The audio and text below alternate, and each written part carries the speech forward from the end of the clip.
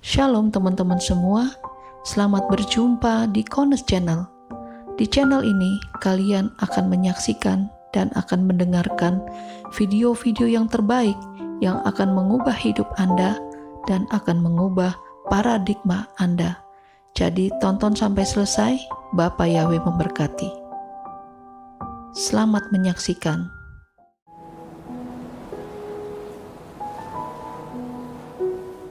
Untuk dapat memahami kebenaran Dafar Elohim ini, kita harus kembali ke akar pola Ibrani yang benar dengan sudut pandang yang benar pula, yaitu Yeshua HaMashiach setelah kematian dan kebangkitannya. Karena ada kekayaan yang luar biasa yang Bapak Yahweh siapkan buat saudara dan saya, dan di luar akar pola Ibrani yang benar, itu miskin adanya. Kita harus paham, di dalam tangan saudara, tangan saya, ada kitab, yaitu kitab-kitab, yaitu Tanak dan Brigadasa, yang di dalamnya mengandung ayat-ayat yang menjelaskan sejak penciptaan Syamayim sampai nantinya di Yerusalem yang baru. Itu sudah ada ayat-ayatnya, dan tinggal minta pimpinan Roh Yahweh Elohim untuk penempatan sehingga tidak kacau balau, dan kita bisa melihat suatu planning, satu rahasia, the grand plan yang luar biasa daripada Bapak Yahweh kita. Ya, yang ajaib, yang memberkati kita semua. Pengajaran time travel atau melintasi waktu ini adalah untuk melengkapi saudara sekalian di dalam menggali Dafar Elohim dan memahami case by case, kasus per kasus, dan membongkar roh-roh jahat jenis apa saja yang menyembunyi atau menguasai manusia, ya, supaya saudara sekalian, manusia-manusia lain berkemenangan sampai terangkat di dalam rapture. Ya. Dan misi utama dari kitab suci kita adalah penyelamatan manusia yang jatuh di dalam dosa. Di misi utama kitab suci itu adalah untuk menyelamatkan kita dan terus kita ditingkatkan dari kemuliaan menuju kemuliaan. 2 Timotius 3, 16, 17, semua firman yang diilhamkan Elohim itu berguna untuk mengajar, memberi teguran, memperbaiki kesalahan, mendidik dalam kebenaran supaya manusia Elohim menjadi sempurna, diperlengkapi untuk melakukan setiap perbuatan baik. Ya, jadi sangat jelas sekali. Hari ini kita ada di dalam fase yang ketiga dari 7 fase navigasi yang saya buat sendiri untuk memudahkan saudara pada saat saudara menyelidiki Dafar Elohim, saudara ngerti kira-kira saudara posisinya di mana. 1, 2, 3, 4, 5, 6 atau yang ketujuh. Ya, jadi hari ini kita ada di posisi yang fase yang ketiga. Kitab Kejadian, Bereshit, ini luar biasa karena kita dapat menggali ya mengapa kita ada di bumi yang seperti sekarang ini, mengetahui ya bahwa Bapak Yahweh telah membenahi bumi dan mengetahui permulaan peradaban manusia serta asal-usul umat pilihan Bapak Yahweh yaitu bangsa Israel. Nah, hari ini kita sudah masuk lebih banyak ke nomor yang keempat, mengenai asal-usul umat pilihan Bapak Yahweh, yaitu terciptanya bangsa Israel. Jangan pernah lupa bahwa author ya atau pengarang daripada kitab Kejadian ini adalah Bapak Yahweh sendiri. Sedangkan Moshe itu hanya disuruh nulis, jadi didikte oleh Bapak Yahweh untuk menuliskan peristiwa-peristiwa yang ada di dalam kitab Kejadian. Ya, peristiwa-peristiwa yang ada itu didikte oleh Bapak Yahweh dan Moshe harus menulisnya. Jadi apa yang Moshe tulis itu punya ketepatan yang luar biasa. Ya, hari ini kita akan melihat mengenai Melkisedek. Kalau saudara belum mendengarkan materi yang kemarin mengenai misteri keselamatan, saudara wajib dengar supaya pembahasan hari ini saudara lebih mudah dapat memahami. Jadi kalau belum dengar, silakan dengar yang kemarin, ya, dan setelah itu saudara bisa mendapatkan pengenalan akan Dafar Elohim yang jauh lebih lengkap dan keindahan-keindahannya. Ya, jadi perlu karena berhubungan dengan materi yang saya berikan kemarin, yaitu misteri keselamatan. Nah, saya mau berikan ini terlebih dahulu, ya, bahwa saat saya membagikan mengenai misteri keselamatan, itu adalah cara Bapak Yahweh untuk menjangkau bangsa-bangsa. Ya, cara Bapak Yahweh menjangkau bangsa-bangsa karena Bapak Yahweh cinta akan bangsa-bangsa juga. Bukan hanya Israel saja, tetapi seluruh umat manusia Bapak Yahweh sangat mencintai. Akan tetapi ingat bahwa manusia juga punya responsibility, mempunyai tanggung jawab untuk meresponi cinta Bapak Yahweh. Ya. Nah, saudara jangan terkecoh dengan pemahaman di dalam Yesaya 56 ayat 7. Karena ayat ini sering bahkan selalu dipakai dan dilekatkan dengan rencana pembangunan bait suci yang ketiga. Itu mereka menggunakan ayat ini, yaitu di Yesaya 56 ayat yang ke-7. Silakan Brother Enoch untuk bisa membacanya. Terima kasih. Yesaya 56 ayat 7. Aku akan membawa mereka ke gunungku yang kudus dan membuat mereka bersuka cita di dalam rumah doaku. Persembahan bakaran dan kurban-kurban mereka akan diterima di atas mezbahku, karena rumahku akan disebut rumah doa bagi segala bangsa. Ya, terima kasih. Ini adalah moto mereka di dalam membangun bait suci Elohim yang ketiga. Ya, dan mereka menggunakan bahwa ini rumah akan disebut sebagai rumah doa segala bangsa. Saudara jangan terkecoh, ya, karena apa? Karena pembangunan bait suci ini tujuannya untuk 666, saudara. Ya, bukan untuk cinta atau kasih Bapak Yahweh menyelamatkan manusia, bukan, ya. Cinta kasih Bapak Yahweh menyelamatkan manusia itu sudah ada di dalam Yeshua HaMashiach. Sudah 2000 tahun yang lalu penggenapannya di dalam Yeshua HaMashiach. Jadi saudara jangan terkecoh kalau mereka yang rindu untuk membangun bait suci yang ketiga dan menantikan kedatangan Sang Mesias menggunakan ayat ini, yaitu menggunakan rumahku akan disebut rumah doa bagi segala bangsa. Saudara jangan terkecoh ya dengan ayat yang terpotong ini. Mereka bangun bait suci yang ketiga ini karena mereka menolak Yeshua HaMashiach. Memang mereka rindunya HaMashiachnya yang datang nurut mereka. Pola HaMashiachnya nurut orang Yahudi yang sekarang Rabbinik dan Talmud. Ya, bukan HaMashiach menurut pola Bapak Yahweh, beda. Ya, HaMashiach menurut pola Bapak Yahweh adalah Yeshua HaMashiach. Sedangkan polanya mereka beda. Ya, ya sangat-sangat beda. Jadi jangan sampai terkecoh. Ya. Kita akan melihat mengenai Melkisedek, kita akan membaca banyak ayat mengenai Melkisedek mulai dari Tanak dan Brit Gadasa. Ya, tapi enggak apa-apa kita baca dulu supaya kita paling tidak dapat pemahaman.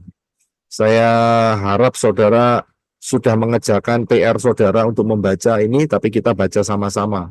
Ya, kembali. Silakan Brother Enoch untuk membaca mengenai ini mulai dari Kejadian 14 ayat 17-20 dan nanti selanjutnya lagi. Terima kasih. Kejadian 14 ayat 17. Keluarlah Raja Sodom menyongsongnya setelah ia kembali dari mengalahkan Kedor Laomer dan raja-raja yang bersamanya ke lembah Syawe, yakni lembah raja. 18. Melkisedek, Raja Salem, membawa roti dan anggur, dan ia adalah seorang imam bagi El Elyon, Elohim yang maha tinggi. 19. Ia memberkatinya dan berkata, diberkatilah Abraham oleh El Elyon, Elohim yang maha tinggi yang punya langit dan bumi. 20. Dan terpujilah El Elyon, Elohim yang maha tinggi, yang telah menyerahkan musuh-musuhmu ke dalam tanganmu. Dan ia memberikan kepadanya persepuluhan dari semuanya. Mazmur 110 ayat 4. Yahweh telah bersumpah dan dia tidak akan membatalkannya. Engkau adalah imam yang kekal menurut peraturan Melkisedek. Ibrani 5 ayat 5. Demikian pula HaMashiach tidak memuliakan dirinya sendiri untuk menjadi imam besar, melainkan dia yang telah berfirman kepadanya, engkaulah putraku, pada hari ini aku telah memperanakan engkau. 6. Sebagaimana dia juga berfirman di dalam nas yang lain, engkau adalah imam untuk selamanya menurut peraturan Melkisedek. 7.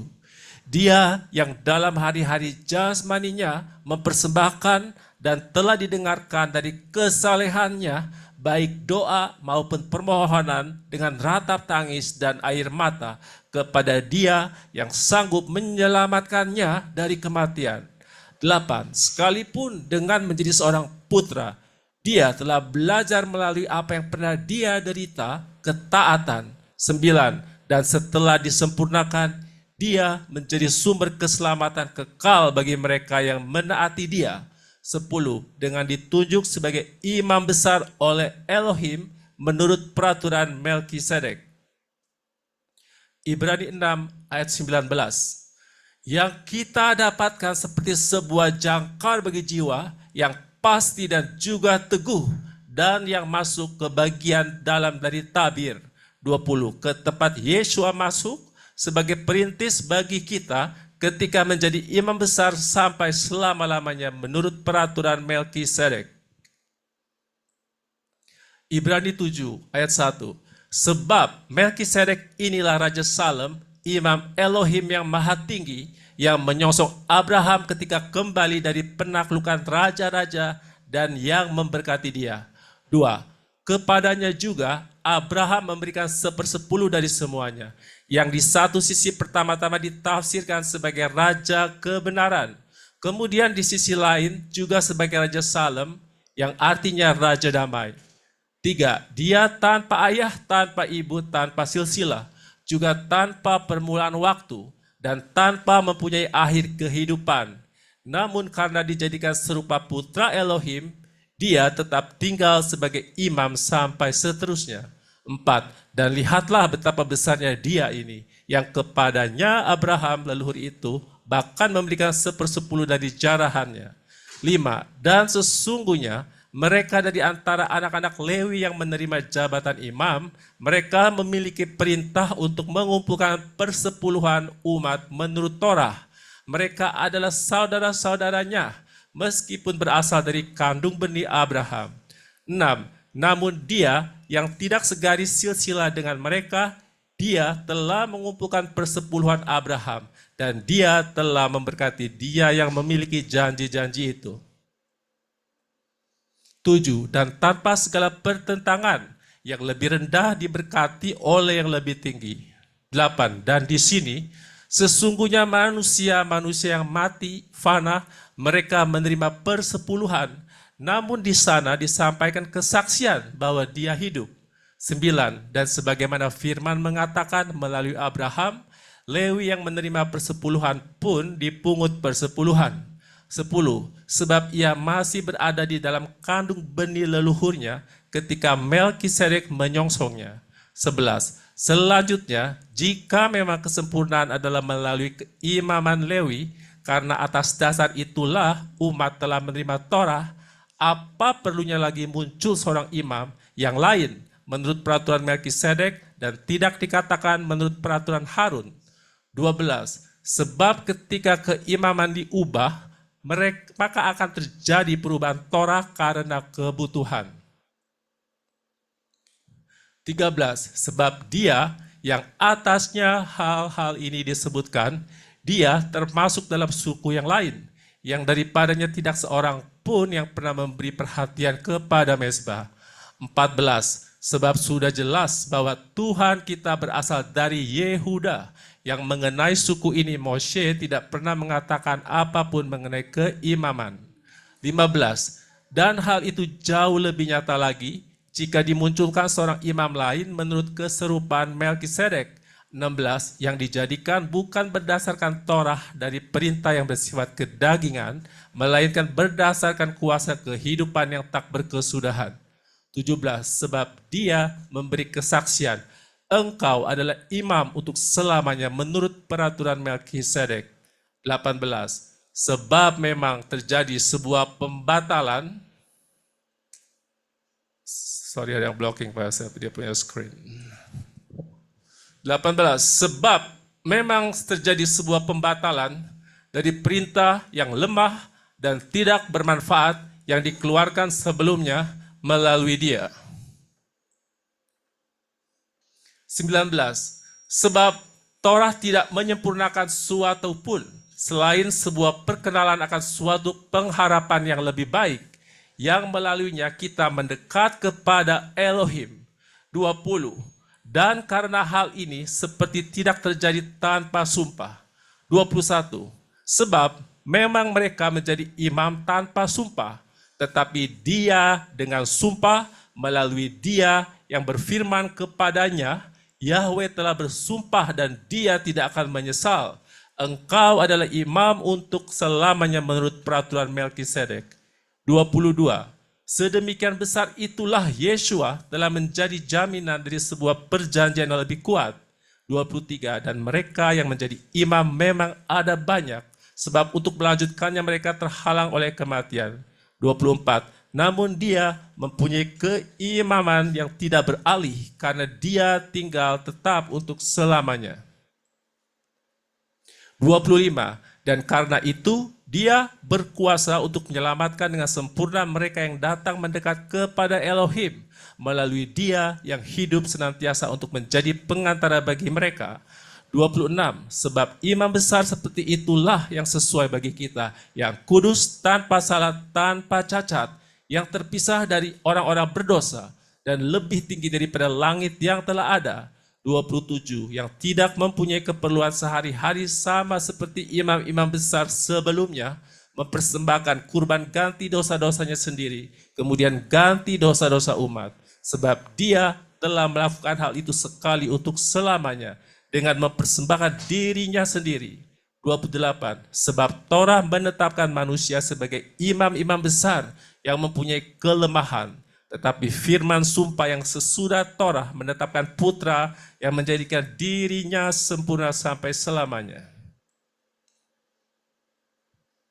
Haleluya. Terima kasih. Ya, jadi inilah ayat-ayat yang ada di dalam Tanak dan Brit Gadasa yang mengungkapkan mengenai Melkisedek.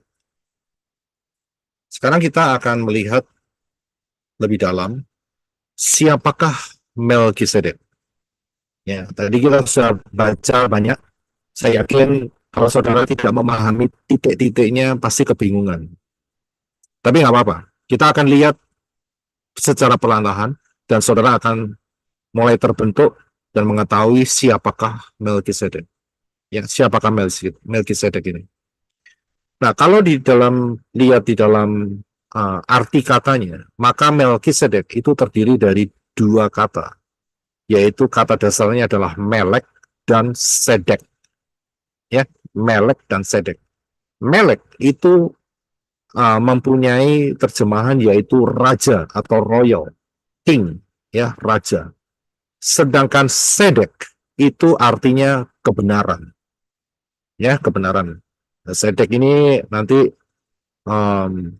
kalau saudara pernah dengar yang namanya sedekah, nah itu dia. Ya, Sedek itu dari situ. Ya, jadi kebenaran. Jadi yang pertama, Melkisedek dari arti namanya adalah raja kebenaran. Ya, raja kebenaran. Ini yang pertama. Kemudian yang kedua, dikatakan bahwa Melkisedek dalam Kejadian 14 ayat yang ke-18 menyatakan bahwa Melkisedek ini adalah Raja Salem. Ya, Raja Salem.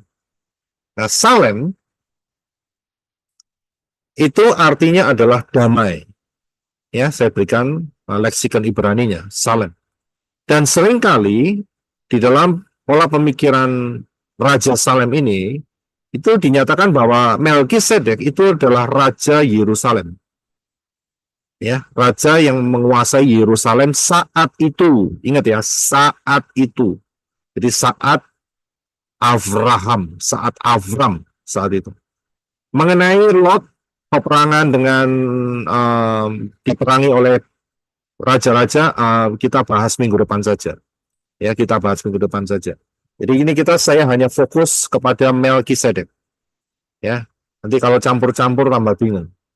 Jadi saya paham yang pertama Melkisedek dari arti namanya adalah raja kebenaran. Yang kedua dikatakan bahwa dia adalah Raja Salem. Ya, sangat besar kemungkinan dia adalah raja di daerah Yerusalem. Ya, raja damai. Ya, kemudian yang berikutnya setelah raja damai, Melkisedek ini adalah seorang imam bagi El Elyon, Elohim yang maha tinggi. Ya, seorang imam bagi Elohim yang maha tinggi. Siapa lagi kalau tidak Elohim Yahweh? Dialah Elohim yang maha tinggi. Jadi, siapakah Melkisedek? Ada 3 hal. Yang pertama adalah Raja Kebenaran. Yang kedua adalah Raja Damai, Raja Salem. Yang ketiga adalah Imam Elohim Yahweh. Ya, Imam Elohim Yahweh. Nah, dalam fase ini, ya, masih ada yang namanya hubungan antara raja dan imam. Tetapi nanti, setelah Bapak Yahweh menetapkan Bani Israel, ya, menjadi satu bangsa dan mereka minta raja, tidak boleh raja bertindak sebagai imam atau sebaliknya, saudara. Jadi harus dipisah. Tetapi dalam kasus ini, pada saat zaman Abraham ini muncul, saudara, yaitu raja yang juga menjabat sebagai imam. Ya, menjabat sebagai imam. Nanti kalau saudara lihat, saudara pernah baca yang namanya Raja Usia. Ya, Raja Yehuda namanya Raja Usia.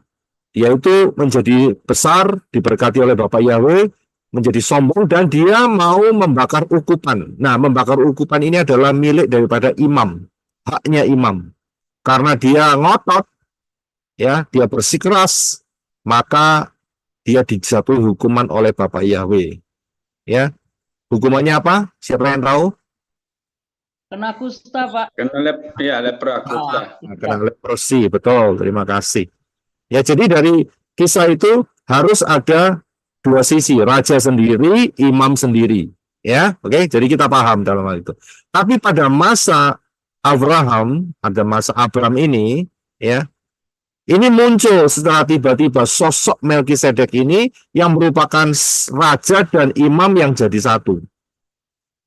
Ya, paham di sini. Nah, kita akan lihat kelanjutannya. Nah, dari sini kita bisa melihat, ini zaman Abraham, ya, zaman Abraham. Saudara perhatikan dengan pengajaran yang kemarin, yaitu misteri keselamatan.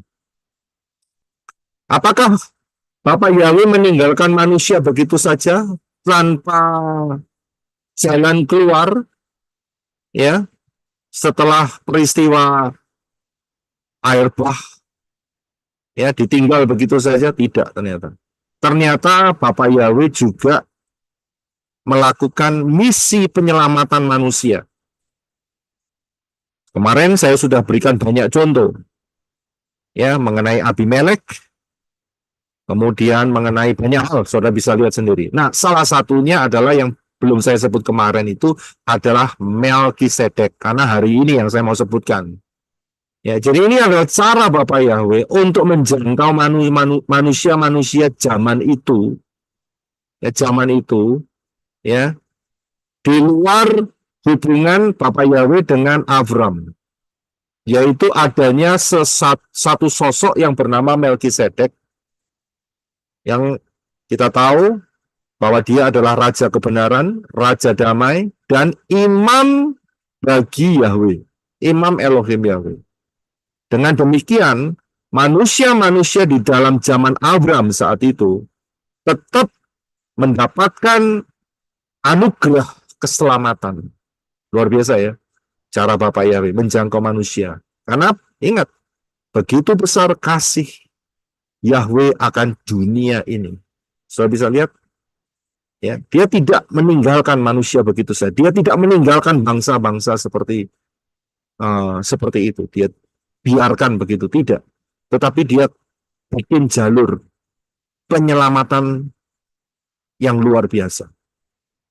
Sehingga zaman Abraham tetap ada orang-orang yang masuk di dalam misi keselamatan. Memang tidak banyak dan juga tidak tertulis, gitu loh. Ya. Tetapi dari peristiwa Melkisedek yang adalah Raja Yerusalem, Raja Damai, Raja Kebenaran, Imam Elohim, manusia-manusia saat itu punya akses. Saat mereka mati, karena kan pasti mati jadi manusia gara-gara apa buah pengetahuan baik dan jahat yang dimakan itu kan pasti mati. Nah, roh jiwa rohnya akan tetap terselamatkan. Kita bisa lihat. Ya, jadi ini kasih Bapak Yahweh yang luar biasa untuk menjangkau bangsa-bangsa. Ya, ini zaman Abraham. Jadi saat itu ada yang namanya sosok namanya Melkisedek. Nah, kalau kita lihat di dalam tradisi Yahudi dan beberapa hal yang lain, itu ada yang mengatakan bahwa Melkisedek adalah Shem, anaknya Noah. Mereka nyatakan itu. Ada juga yang menyatakan bahwa Melkisedek itu adalah malaikat Yahweh yang turun. Ya. Ada juga yang mengatakan, kalau dari pola Yunani, mereka mengatakan bahwa ini adalah manifestasi penampakan, atau yang sering disebut sebagai theophany dari Yeshua dalam Perjanjian Lama atau Tanakh. Ya, sering itu kalau saudara buka pengajaran mengenai ini, sering kali biasanya mereka berputar-putar di daerah ini. Ya, jadi mereka menyatakan Melkisedek itu ada yang adalah Shem, ya, itu adalah imam begitu. Nah, tapi kita akan lihat dari satu hal yang apa yang Davar Elohim nyatakan, ya, apa yang Davar Elohim nyatakan, bahwa kunci terpenting mengenai Melkisedek, kunci terpenting itu ada di dalam Mazmur 110 ayat 4. Ya, ini kunci terpenting mengenai kalau kita kepingin tahu siapakah Melkisedek. Di dalam Mazmur 110 ayat 4 dikatakan bahwa Yahweh telah bersumpah dan Dia tidak akan membatalkannya. Engkau adalah imam yang kekal menurut Melkisedek. Di dalam Mazmur itu hanya ada satu ayat ini saja. Dan setelah itu pindah ke kitab Ibrani. Ya, ini adalah pemazmur. Nah, kalau saudara lihat, saya tuliskan di sini, Yahweh telah bersumpah dan Dia tidak akan membatalkannya. Dia ini siapa, saudara? Menurut saudara siapa? Dia ini. Abah Yahweh. Yahweh. Bapak Betul. Yahweh. Berarti Yahweh telah bersumpah dan Dia, yaitu Yahweh, tidak akan membatalkannya. Engkau adalah imam yang kekal menurut peraturan Melkisedek. Engkau ini siapa? Yeshua ya. Yeshua. Ya. Ya. Jadi, saya bisa lihat ya, polanya ya. Yahweh bersumpah. Ya, Dia bersumpah. Ini luar biasa loh. Kalau Bapak Yahweh sudah bersumpah, kita harus memperhatikan baik-baik. Namanya sumpah itu sudah tidak pernah gagal, saudara. Dan pasti akan berhasil dan teraplikasi untuk selama-lamanya. Itu sumpah. Yahweh telah bersumpah dan Dia, yaitu Yahweh, ya, tidak akan membatalkannya. Jadi tidak pernah batal, saudara. Paham ya? Sumpahnya Yahweh yang kali ini tuh nggak pernah batal.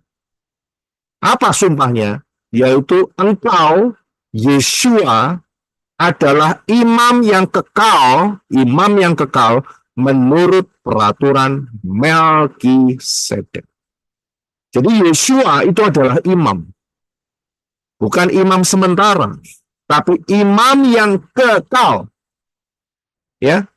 Tapi harus ada penjelasannya.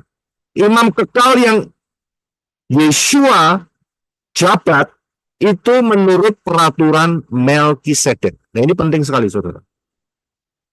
Ya, bukan menurut peraturan apapun seenaknya sendiri, tidak. Tapi khusus peraturannya itu adalah peraturan dari Melkisedek. Nah, ini yang sangat-sangat penting dari Mazmur 110 ayat 4 ini. The most important thing, yang sangat-sangat penting, bahwa Yeshua HaMashiach itu adalah wakil bagi saudara dan saya di hadapan Elohim Yahweh. Sudah bisa lihat? Jadi Yeshua HaMashiach adalah wakil, ya, dan Dia adalah imam yang mewakili saudara dan saya, umat manusia di hadapan Yahweh. Ini adalah yang paling penting dari segalanya. Ya. Saudara coba pikirkan. Apa akibatnya jika umat manusia tidak punya wakil di hadapan Elohim Yahweh? Apa akibatnya? Tidak bisa ketemu dengan Yahweh. Ditolak, Pak. Mati, Pak. Ya. 4M, Pak. Ya, jadi jawabannya jelas. Akibat kalau manusia tidak punya wakil di hadapan Elohim Yahweh, karena manusia itu sudah jatuh dalam dosa. Yang harus bisa mewakili manusia adalah satu sosok, yaitu Bapa Yahweh sendiri yang menjadi manusia, supaya manusia tidak masuk lautan api. Ini penting, saudara. Sangat penting. Ya, jadi akibat jika manusia tidak punya wakil ya di hadapan Bapa Yahweh, dipastikan masuk neraka semua. Masuk lautan api semua.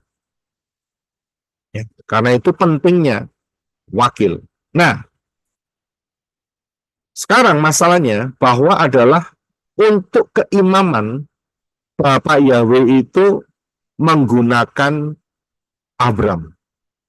Ya, namanya ganti menjadi Abraham, dan kemudian Abraham mempunyai anak Ishak.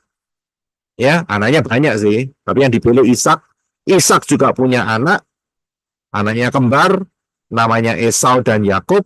Sedangkan Yakub diganti menjadi Israel, dan Israel punya 13 anak. Ya, Israel punya 13 anak. Ya, dari 13 anak itu menjadi 12 suku Israel. Saudara ngerti ya maksud saya? Karena ada satu anak yang nggak dihitung. Iya, Pak. Ya. Dina, Pak. Saudara jangan ngomong, loh ini kok salah ini. Anaknya Israel kan 12, karena sukunya 12. Tidak. Anaknya Israel, anaknya Yakub itu 13. Karena ada satu anak perempuan, namanya Dinah. Itu nggak dihitung sebagai suku Israel. Ya, jadi paham. Ya, nah dari 12 anak laki-laki yang menjadi 12 suku bangsa Israel, satu suku diambil oleh Bapa Yahweh untuk menjadi imam, yaitu suku Lewi. Ya, suku Lewi. Jadi yang boleh jadi imam itu hanya keturunan dari suku Lewi. Ya, harus dari suku Lewi, tidak boleh dari suku lain. Tidak boleh dari Isakar, tidak boleh dari Dan, tidak boleh dari Yehuda, ya, tidak boleh dari Sebulon, ya, Efraim, nggak boleh. Untuk keimaman secara daging. Ini harus diperhatikan. Dan saat itu Bapak Yahweh menetapkan keimaman secara daging menurut genealogi dari suku Lewi. Dan apa yang terjadi? Manusia-manusia itu yang dari suku Lewi menjadi imam, tiap tahun mereka harus mengadakan perayaan pendamaian. Bahkan imam besarnya harus diganti. Kenapa? Karena imam besarnya juga mati, saudara. Tua dan mati. Bro, kalau mati kan diganti loh. Dan harus dari suku Lewi. Plus, imam besarnya pun sebelum mengadakan pendamaian untuk bangsa Israel, dia harus mengadakan pendamaian untuk dirinya sendiri. Karena dia berdosa, manusia berdosa. Saudara bisa lihat. Ya. Jadi inilah keimaman yang dibawa melalui Abraham. Secara daging, secara bangsa. Dan kalau saudara lihat hari ini, ada persiapan pembangunan bait suci yang ketiga. Dan mereka sudah mempersiapkan imam-imam. Saudara yang sebelah kiri bawah, ini nggak sembarangan. Mereka sudah lewat the test. Bahwa mereka adalah keturunan dari suku Lewi. Orang-orang Kohenim namanya. Sudah tesnya. Secara DNA-nya sudah dites bahwa mereka adalah suku Lewi, saudara. Bayangin, saudara. Di tahun kita sekarang ini kita bisa melihat suku Lewi loh saudara. Saudara bisa lihat? Ya, gak luar biasa Bapak Yahweh cinta sama saudara dan saya. Ya, dikasih pengenalan Dafar Elohim yang begitu dahsyat. Dikasih bukti ini ada suku Lewi. Padahal suku Lewi ini sudah sepertinya hilang hampir 2000 tahun. Sejak tahun 19, sejak tahun 70 Masehi, peristiwa Titus menghancurkan Yerusalem, plus ditambah Bar Kokhbah, sampai 1948. Dan itu terus sampai hari ini kita bisa melihat eksistensi daripada suku Lewi. Bayangin saudara, DNA mereka itu ada DNA-nya Ishak dan Abraham. Nggak luar biasa. Ya. Saya bilang ini dahsyat. Saya pernah, kalau nggak salah, pernah berjabat tangan dengan satu orang Yahudi. Saya bilang, kamu keturunan, dia mengakui dia orang Yahudi. Memang dia orang Yahudi, saudara. Dan saya jabat tangan. Saya bilang, waktu itu saya belum jadi masuk dalam ministry, saudara ya. Masih jauh-jauh. Tapi pemahaman saya sedikit, saya punya pemahaman. Wah, hebat ini, saya bilang. Saya bisa salaman dengan DNA-nya Abraham. Saya punya konsep itu saat itu. Saya berjabat tangan dengan orang yang ada DNA-nya Ishak dan Yakov. Wah, ini luar biasa. Ya. Saya berkata, ini dahsyat ini.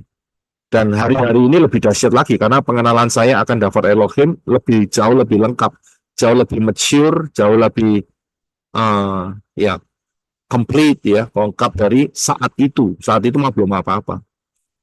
Hari ini kita bisa lihat terlebih-lebih zaman akhir ini pembangunan bait suci yang terus progres walaupun diam-diam nggak kelihatan, tapi kita bisa merasakan dari cara mereka latihan, cara mereka bekerja terus, ya. Ini kan super dahsyat ini.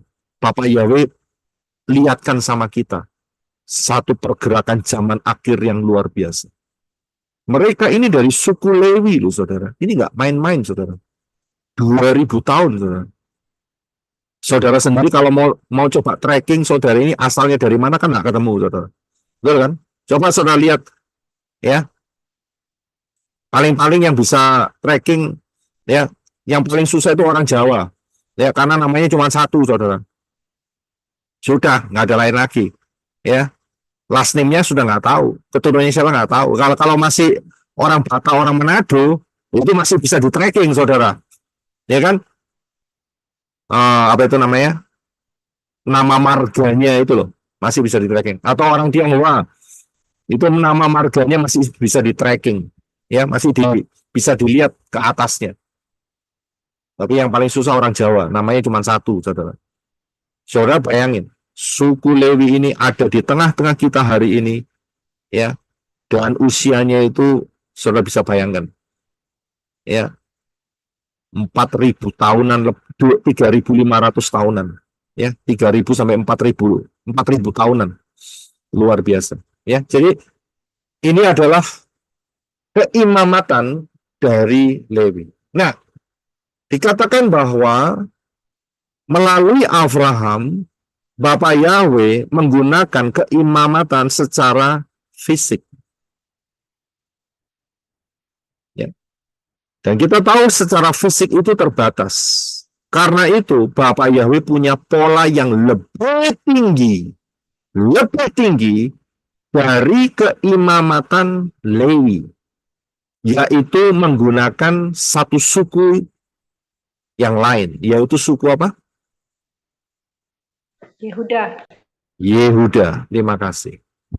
Pakai suku Yehuda. Tapi masalahnya Moshe itu nggak pernah nulis adanya keimamatan dari Yehuda. Tadi kan kita sudah baca di atas, panjang lebar kan. Saya bisa lihat, nggak ada. Moshe nggak nulis apa-apa soal keimamatan dari Yehuda. Nggak ada. Yang ada hanya Lewi saja.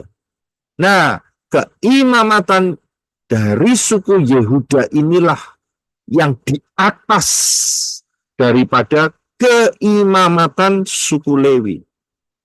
Karena itu yang diambil adalah Melkisedek saat dia bertemu dengan Avram saat itu. Ya, jadi penyelamat kita, Mesias kita, tadi di atas sudah tertulis dalam kitab Ibrani, Tuhan kita berasal dari suku Yehuda. Ya, Yehuda. Dan untuk mengadakan pendamaian tidak setiap tahun seperti suku Lewi. Suku Lewi imam besarnya harus setiap tahun. Pendamaian buat dirinya sendiri, kemudian buat orang Israel pada saat perayaan Yom Kippur, Hari Raya Pendamaian. Tiap tahun melakukan seperti itu. Kemudian begitu imam besarnya mati, diganti lagi dan melakukan hal yang sama tiap tahunnya. Tetapi untuk keimamatan Melkisedek tidak demikian. Yang pertama, bukan dari suku Lewi, tapi dari suku Yehuda. Yang kedua, mengadakan pendamaian hanya untuk satu kali. Dan itu untuk selamanya. Karena itu Yosua hanya mati satu kali, saudara. Ya, nggak ada lagi proses seperti Yosua lagi, nggak ada. Cuman satu kali untuk selama-lamanya. Inilah ya mengapa Bapak Yahweh bersumpah. Ya, bersumpah. Dan karena itu istilah yang dilekatkan kepada Melkisedek di dalam Ibrani 7 ayat 3, dia itu tanpa ayah dan tanpa ibu, tanpa silsilah, juga tanpa permulaan waktu, dan tanpa mempunyai akhir kehidupan. Ya, ini bahasa ILT-nya. Kalau bahasa LAI-nya rada luwes, saudara. Saya akan bacakan sebentar. Di dalam Ibrani 7 ayat 3. Ya, dikatakan ia tidak berbapa, tidak beribu, tidak bersilsilah, harinya tidak berawal, dan hidupnya tidak berkesudahan. Inilah yang dipakai untuk dilekatkan kepada Melkisedek. Sistem keimamatan Melkisedek. Kalau keimamatannya menurut Lewi, maka ada ayah, ada ibu, punya silsilah. Ada awal dan juga ada akhir. Punya ayah, ayahnya namanya Lewi, turun menjadi Harun, Harun jadi imam besar, Harun menikah dengan istrinya punya anak, ya berarti ada ibu, ada silsilah, ada permulaan, dan kemudian Harun juga mati, punya akhir kehidupan. Tetapi ini tidak berlaku di dalam sistem Melkisedek. Karena itu dalam Ibrani pasal 7 ayat 3 dikatakan dia itu tidak punya bapak, tidak punya ibu, tanpa silsilah, tanpa permulaan waktu, ya, tanpa juga akhir kehidupan. Ya, ini maksudnya untuk menjelaskan supaya Melkisedek ini ya diikolkan statusnya dengan Yeshua HaMashiach. Karena apa? Karena di dalam Yeshua HaMashiach dia dari suku Yehuda. Nggak ada silsilahnya. Keimamatan suku Yehuda kan nggak ada, saudara. Ya. Dan kemudian dikatakan bahwa dia tanpa permulaan waktu. Kita tahu siapa Yeshua. Yeshua adalah Bapak Yahweh sendiri. Siapa yang bisa mengukur waktu kapan Bapak Yahweh itu ada? Lah ya nggak ada toh. Dan siapa yang bisa mengukur kapan berakhirnya Yeshua HaMashiach? Yeshua HaMashiach tidak akan pernah berakhir. Karena dia adalah Bapa Yahweh sendiri, Alef Tau, dari yang awal sampai yang akhir. Tidak ada ujungnya. Saudara bisa paham di sini. Inilah yang menyebabkan penjelasan Ibrani 7 ayat ketiga dilekatkan kepada Melkisedek. Ya, jadi saudara paham. Karena itu, di dalam mengetahui siapakah Melkisedek itu nggak penting untuk ini adalah Shem, anaknya Noah, atau malaikat yang turun, atau manifestasi, itu nggak penting. Yang penting adalah yang sebelah kanan. The most important thing adalah cara kerjanya Bapak Yahweh, bahwa Yeshua HaMashiach adalah wakil buat saudara dan saya sebagai umat manusia di hadapan Elohim Yahweh. Ini yang paling penting. Ya, fungsinya yang paling penting. Bukan masalah siapakah dianya. Begitu. Ya, jadi kita harus dapat memahami.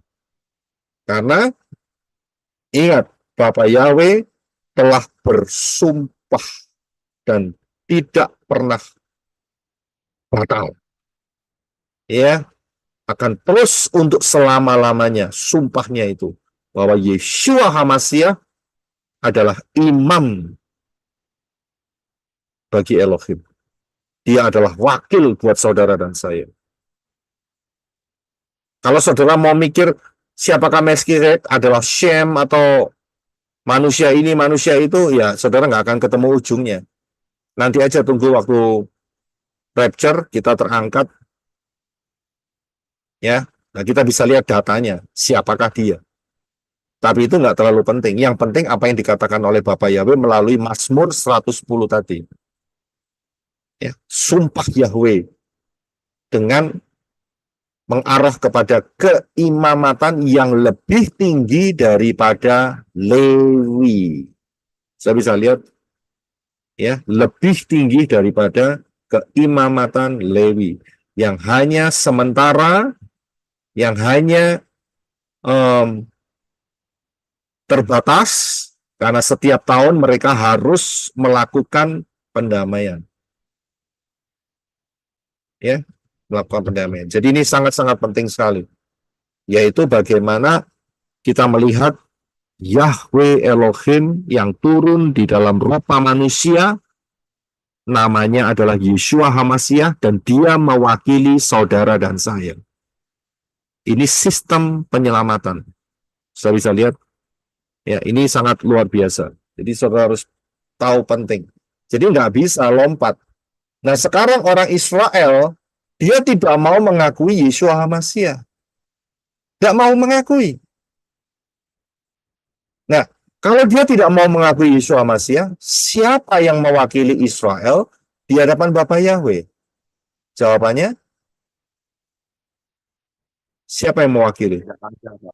Siapa? Tidak ada, Pak. Tidak ada. Kalau tidak ada, berarti kalau mati masuk mana? Lautan api, Pak. Lautan api, Pak. Lautan api. Bawah, Pak. Lautan api. Karena tidak ada yang mewakili. Mereka menolak Yeshua HaMashiach loh, sampai detik ini. Nanti mereka ngakui Yeshua HaMashiach nanti setelah, apa itu namanya? Magedon. Armageddon. Ya, setelah Armageddon. Ya. Mungkin mereka mengakuinya itu setelah rapture. Tapi mereka bilang, wah ketinggalan wis. Mereka harus melampaui masa anti HaMashiach. Tapi nggak jauh beda kan, cuma 3,5 tahun aja kok. Jadi masa-masa itulah mereka mengakui. Karena itu mereka terbentuk 144.000. Sampai detik ini, sampai hari ini mereka tidak mengakui Yeshua HaMashiach. Karena itu di hadapan Bapak Yahweh nggak ada wakil buat mereka. Mereka hanya dipakai dan akhirnya karena mereka menolak Yeshua HaMashiach, ya akhirnya terbuang. Tetapi saudara dan saya, ada darah Yeshua HaMashiach dalam jiwa, roh, dan tubuh saudara. Amin. Dan kita mengakui bahwa Yeshua HaMashiach adalah wakil kita. Kalau enggak, bahaya saudara. binasa. Saudara bisa lihat, kita harus diwakili. Kalau nggak diwakili, wah jangan harap rapture, saudara. Ya, kita diwakili. Ya, jadi inilah mengenai Melkisedek. Ya, untuk menyatakan siapakah Melkisedek. Yang terpenting adalah pola yang Bapak Yahweh tetapkan dengan sumpah di dalam Mazmur 110 tadi. Nah, Melkisedek, kita kembali ya. Saat dia berjumpa dengan Avram, karena saat itu ceritanya Avram menang perang nih ceritanya, sudah menang perang, kemudian ketemulah mereka, tiba-tiba muncul, ini yang sing nulis kan si Moshe kan, ya dia tinggal nulis saja, ya dia didikte oleh Bapak Yahweh, dia tinggal nulis saja, dan tiba-tiba muncul setelah si Avram ini mau kembali ke daerah selatan Negev, ya, dengan membawa semua tawanan-tawanan yang ditawan oleh Raja Kedorlaomer kalau nggak salah, ya. Jadi dibawa oleh Avram, termasuk Lot saat itu. Dan di tengah-tengahnya terjadi peristiwa ini, saudara. Melkisedek itu bawa roti dan anggur. Ya, bawa roti dan anggur. Cukup unik kan? Mengapa yang dibawa roti dan anggur? Dari sini saudara sudah bisa memperkirakan ini mengenai apa roti dan anggur. Tubuh dan darah Yesus, Pak. Nah, itu dia. Oh, Itu dia. Jadi ini merupakan suatu kode. Saya bisa lihat suatu sidik jari. Inilah mengenai tubuh dan darah. Ya, tubuh dan darah. Itu yang diberikan, yang dibawa oleh Melkisedek saat mereka berjumpa, ya, dengan Avram, ya mereka berjumpa. Itu yang dibawa oleh Melkisedek, roti dan anggur. Dan kita tahu bahwa anggur itu merepresentasikan darah, ya, merepresentasikan darah. Kita baca di dalam Wahyu 12 ayat 10 dan 11. Apa kedahsyatan anggur atau darah? Silakan Brother Reno. Wahyu 12 ayat 10. Kemudian aku mendengar suatu suara di Syamaim yang berkata dengan nyaring, sekarang telah tiba keselamatan dan kuasa dan kerajaan Elohim kita dan kuasa yang diurapinya. Karena telah dilemparkannya pendakwa saudara-saudara kita yang menuduh mereka siang dan malam di hadapan Elohim. 11. Mereka telah mengalahkannya oleh darah anak domba dan oleh perkataan kesaksian mereka. Dan mereka tidak menyayangi jiwa mereka bahkan sampai mati. Ya, terima kasih. Soalnya kalau lihat di dalam ayat 11 dikatakan mereka telah mengalahkannya oleh darah anak domba. Mereka ini siapa? Kita, Pak. Ya, manusia-manusia Elohim. Mengalahkannya. Nyanya ini siapa? Setan? Iya. Setan, Pak. Kalau kita lihat, Setan, Pak. nya ini adalah setan. Ya, karena telah dilemparkan Yahweh oleh Yahweh pendakwa saudara-saudara kita. Ya, yang menuduh mereka siang dan malam. Siapa pendakwa? Ya, Satan. Ya, jadi manusia-manusia Elohim mengalahkan Satan dengan menggunakan apa? Darah anak domba. Sudah bisa lihat, inilah kekuatan yang luar biasa saat kita makan tubuh Yeshua dan minum darah Yeshua. Amin. Ini rahasia ini dalam.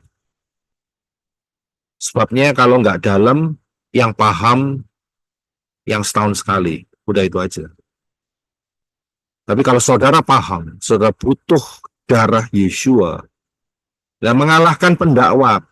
Pendakwa itu seperti singa yang selalu mengaum-ngaum untuk menelan orang yang dijumpainya. Dia nggak istirahat ya. Berarti tiap hari kan pendakwa ini, si setan ini bergerak. Nah, Berapa kali kita harus juga mengadakan peperangan dengan menggunakan darah anak domba? Iya, setiap hari, saudara. Saya bisa lihat, ini tidak bisa setahun sekali. Ya, jadi saudara paham. Jadi saudara diperlengkapi dengan hal yang khusus. Saudara diperlengkapi, kita semua diperlengkapi dengan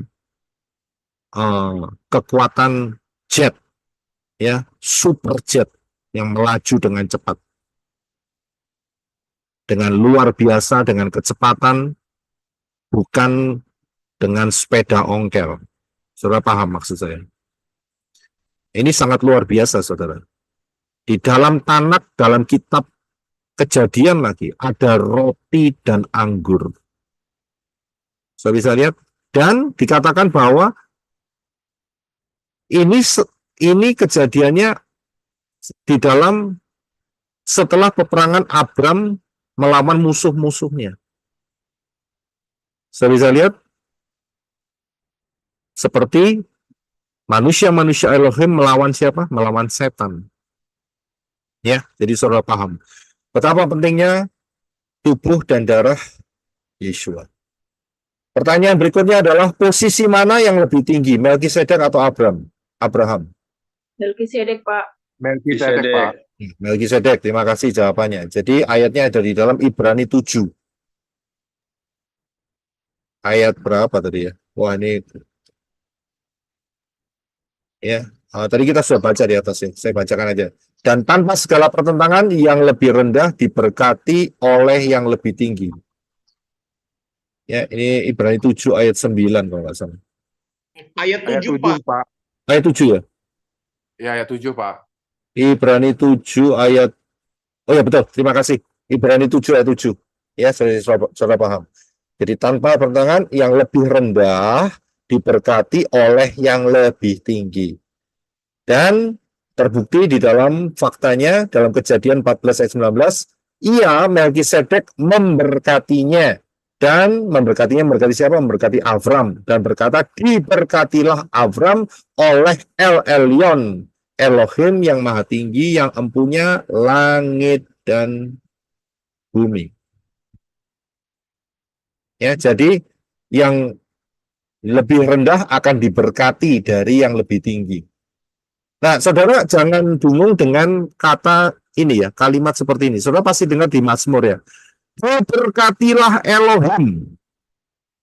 Saudara pernah dengar ayat itu? Siapa yang pernah dengar? Diberkatilah Yahweh. Itu Iya, Saya Pak. pernah dengar, Pak. Pernah dengar, Pak. Sering, Pak. sering nggak? Adalah Mazmur. Nanti saudara Mazmur, Pak, di Mazmur. Mazmur itu banyak itu, di Mazmur itu banyak. Saudara jangan berpikir gini, kita apakah lebih tinggi dari Yahweh? Kok kita memberkati Yahweh? Ya kan? Betul kan? Kan tadi ayatnya dikatakan bahwa yang lebih tinggi memberkati yang lebih rendah. Nah kalau kita ngomong diberkatilah Yahweh, bagaimana? Ayo, bagaimana? Bukan berarti kita lebih tinggi dari Yahweh, Pak. Nah, berarti maknanya yang jelas gimana? Ini karena ada banyak kesalahpahaman loh kalau tidak dijelaskan. Sebetulnya itu bentuk ekspresi kita Artinya sebetulnya, Pak. penganggungan, Pak. Karena Sama kita dengan mengasihi kata Bapa Yahweh, Pak. terpujilah Bapa Yahweh, Pak. Ya, nah ini harus paham, saudara.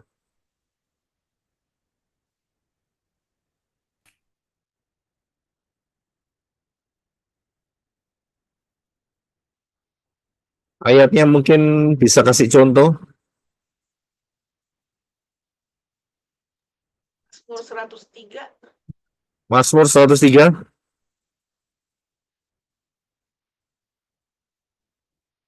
Ayat.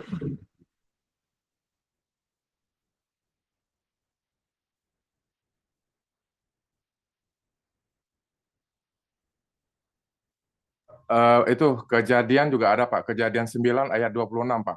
Bisa dibaca? Kejadian 9 ayat 26, dan dia berkata, diberkatilah Yahweh, Elohim Sem, dan biarlah Kanaan menjadi budak baginya. Ya. Saudara bisa lihat, diberkatilah Yahweh. Nah, siapa yang lebih tinggi? Manusianya atau Yahweh? Nah, Saudara harus paham. Maksudnya diberkati itu adalah terpujilah. Terpujilah, itu yang pertama. Ya, jadi saudara enggak tersesat dengan kata, loh, ada orang yang mungkin mau menyerang, loh, kita lebih tinggi dari Yahweh loh, kita memberkati Yahweh. Bukan itu. Ya, bahasa Inggrisnya memang pakai menggunakan kata bless, diberkati. Ya, tetapi kata bless itu bisa berarti terpujilah.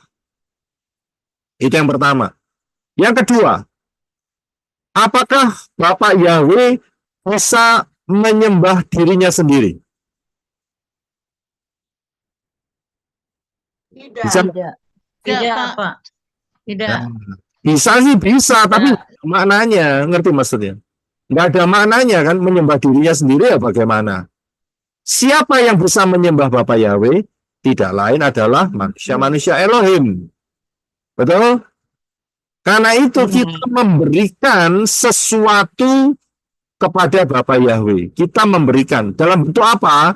Dalam bentuk pujian, dalam bentuk pengucapan syukur, dalam bentuk pengagungan. Nah, itu juga bisa dikatakan kita memberkati, memberikan atau memberkati. Saudara paham?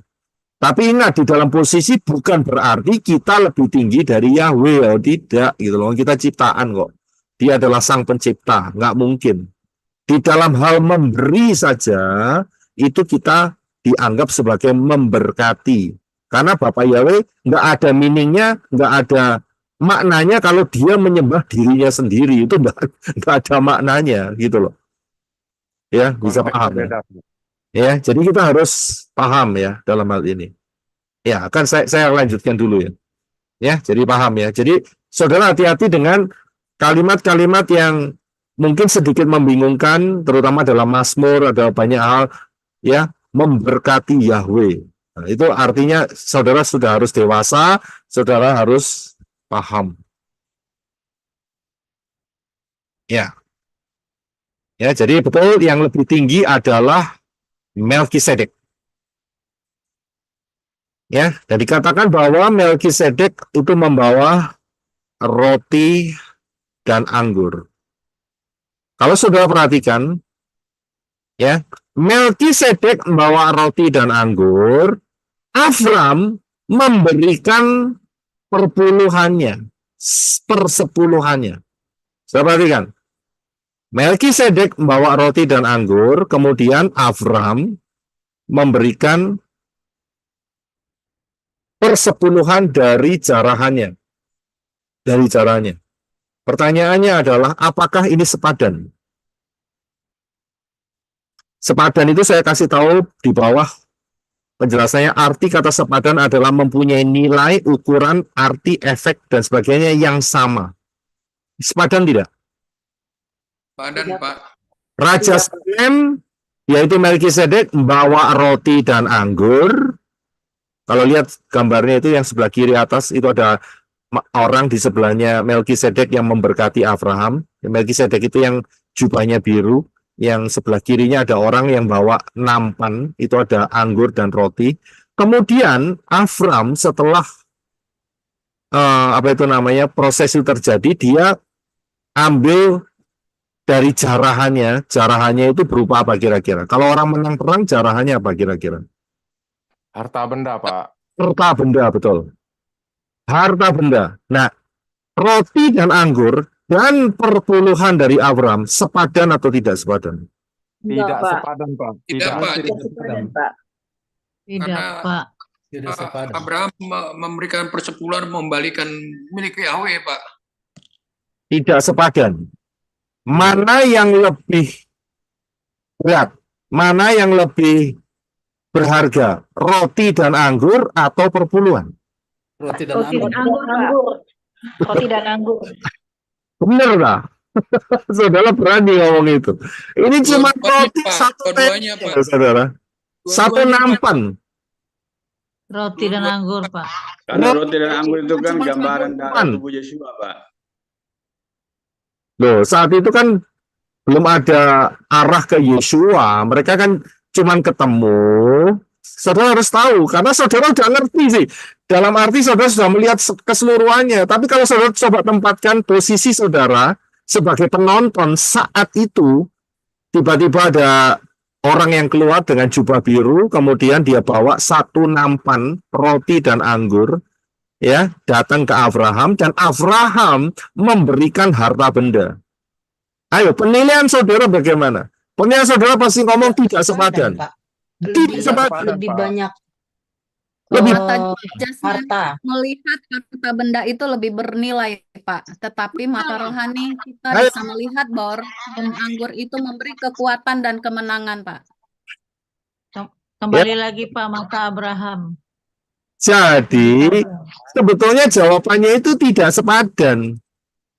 Karena apa? Karena apa yang kalau dilihat secara mata fisik, Abraham itu kasih harta benda. Nah, sedangkan Raja Salem, Melkisedek, hanya ngasih roti anggur. Sekali makan, habis. Nggak sepadan tuh. Ya, sekali makan, tinggal dimakan. Ya, nggak sampai besok atau paling lama 2 hari, ya habis roti dan anggurnya.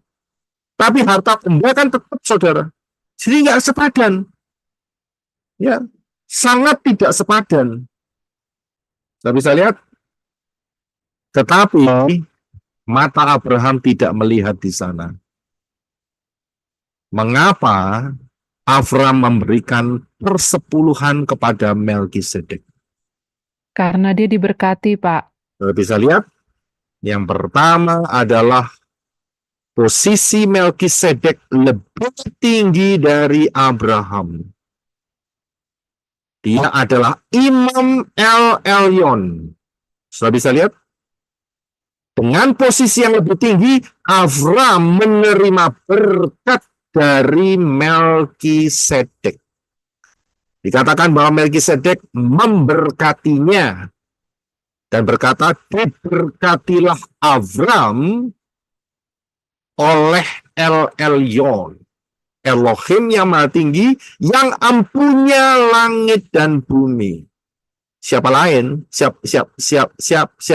Maksudnya siapa yang dimaksud yang empunya langit dan bumi? Tidak lain adalah Yahweh Elohim. Saya bisa lihat. Jadi kelihatan secara mata fisik nggak sepadan, saudara. Masa roti dan anggur diganti sama dikembaliin dengan emas, dengan permata, dengan perak, dengan tembaga. Saya bisa lihat. Bukankah barang-barang harta benda itu adalah jarahan? Tetapi mata Abraham bisa melihat siapa Melkisedek ini. Dan dia begitu ketemu diberkati. Saya bisa paham di sini. Secara posisi Abraham lebih rendah dari Melkisedek. Dan dia juga menerima blessing, menerima berkat. Saudara tahu bahwa Abraham juga menerima berkat di dalam Kejadian 12 ayat 1-3. Dia tahu persis diberkati untuk menjadi berkat. Silakan Brother Enoch untuk baca Kejadian 12 ayat 1-3. Kejadian 12 ayat 1. Dan Yahweh berfirman kepada Abram, keluarlah kamu dari negerimu, dan dari sanak saudaramu, dan dari rumah ayahmu, ke negeri yang akan kutunjukkan kepadamu. 2. Dan aku akan membuat engkau menjadi suatu bangsa yang besar, dan aku akan memberkati engkau, dan membuat namamu masyhur, dan jadilah berkat. 3. Dan biarlah aku memberkati mereka yang memberkati engkau. Amin. Haleluya. Saya bisa lihat sebelum peristiwa Melkisedek, saat Abraham masih ada di Haran. Perhatikan, ini ayat ada di Haran. Kita sudah bahas Kejadian 12. Ya, Yahweh berfirman kepada Abraham, keluar kamu dari negerimu. Negerimu di mana? Saat itu kan lagi di Haran. Ya kan? Kan kita sudah bahas itu. Dia lagi di Haran. Keluar dari situ. Dan dikatakan ayat yang kedua, dan aku akan memberkati engkau, dan jadilah berkat. Jadi diberkati untuk memberkati, plus dan biar aku memberkati mereka yang memberkati engkau. Dahsyat nggak? Mata Abraham tahu persis kalau hanya ditimbang dengan roh pelit dan medit, ya gak seimbang, saudara. Roti dan anggur maksud ditimbang dengan emas, perak, dan tembaga. Saya bisa lihat, kalau spiritnya dari sudut spirit yang dikuasai spirit pelit dan medit, ya pasti hitung-hitungan. Roti dan anggur, ya nanti tak balas dengan cakwe, begitu saja, ya toh? Atau dengan apa itu namanya, bolu kukus, ya toh? Dengan orange juice, itu kan seimbang, saudara, ya kan? Atau dengan apa itu namanya, ya dengan soto, ya plus teh kotak, begitu, ya kan? Itu kan seimbang, makanan diganti semakanan. Tapi mata Abraham tahu persis posisinya. Pertama, siapakah Melkisedek?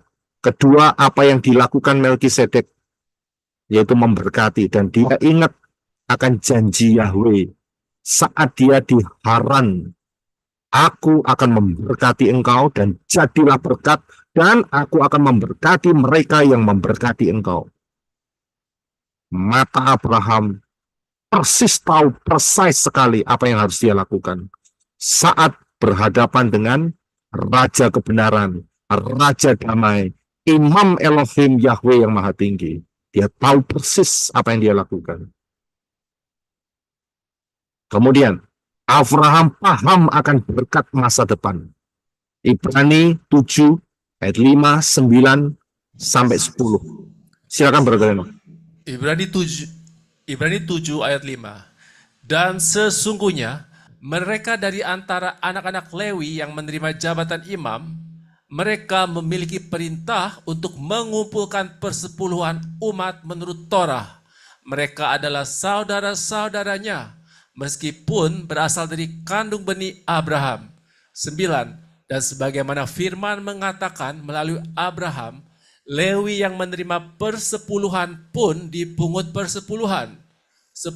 Sebab ia, yaitu Lewi, masih berada di dalam kandung benih leluhurnya ketika Melkisedek menyongsongnya. Iya, terima kasih. Saya lihat prinsip ini, Abraham tahu persis bahwa keturunannya nanti ya akan diberkati oleh Bapa Yahweh, bahkan sistem keimaman itu melalui Abraham. Mungkin dia nggak tahu namanya, mungkin, tapi dia tahu persis pasti akan terjadi.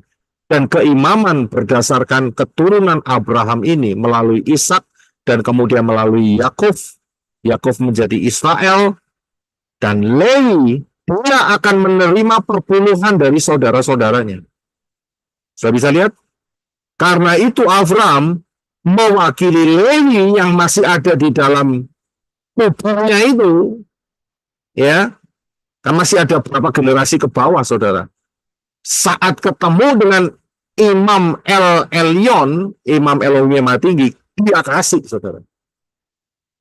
Ini merupakan suatu penaburan untuk berkat masa depan. Abraham tidak tahu mungkin namanya Lewi, tapi dia tahu sistemnya Bapak Yahweh. Dan dia tidak mau kehilangan momen ini.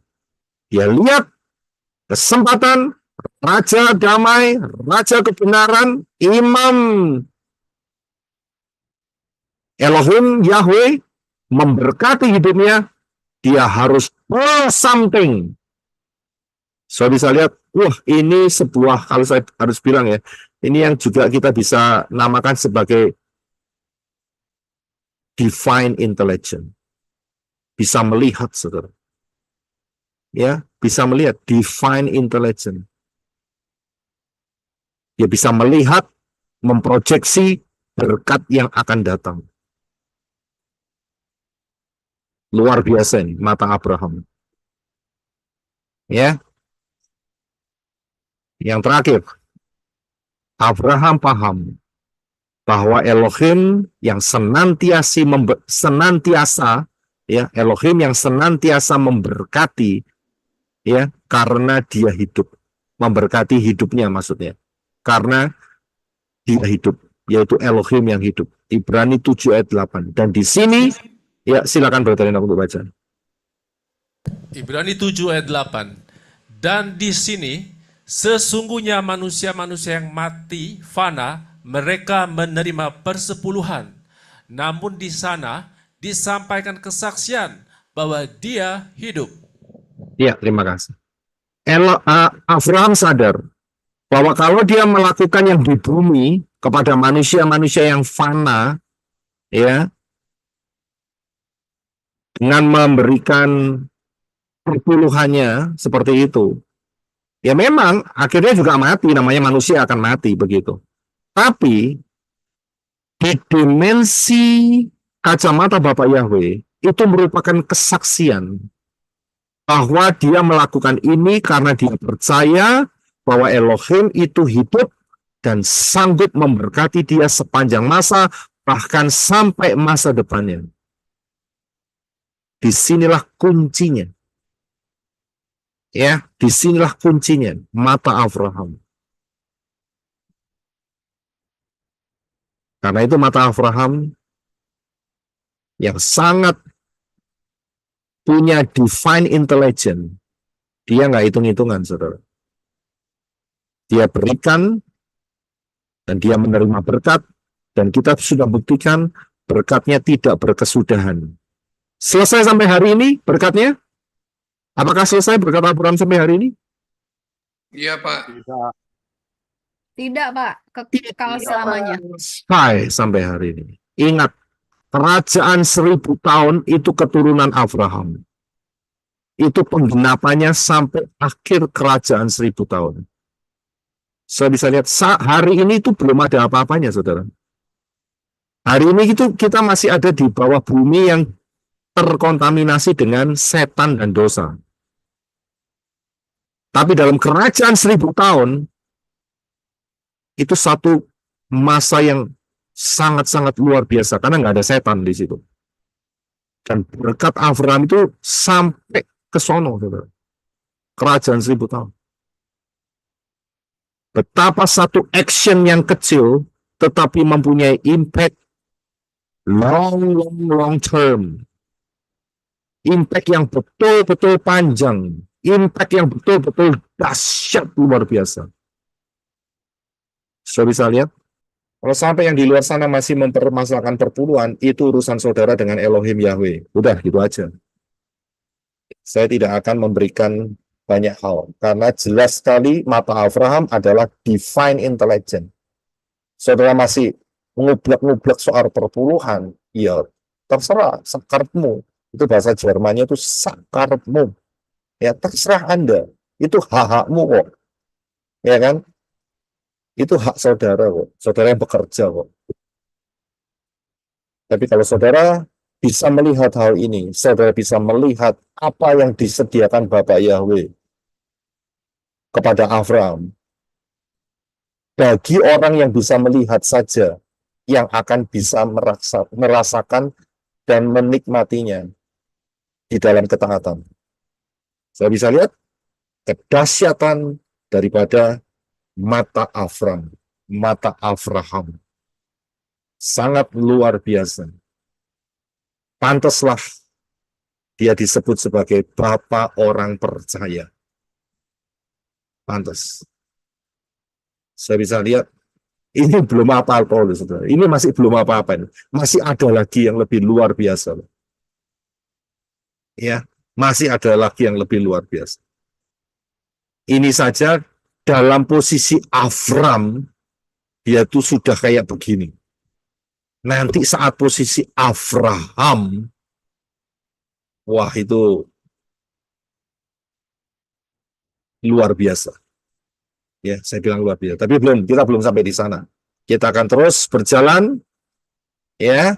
Dan hari ini kita sudah hampir mencapai 2000 tahun. 2000 tahun. 6000 tahun. Ini 2000 tahun sejak kematian Yeshua. Tapi 6.000 tahun sejak kejatuhan Adam dan Hawa, dan kita akan lebih dekat lagi dengan rapture, tidak lama lagi. Karena itu siapa yang belum masuk dalam rencana keselamatan di dalam Yeshua HaMashiach segera masuk. Percayalah kepada Bapa Yahweh di dalam Yeshua HaMashiach.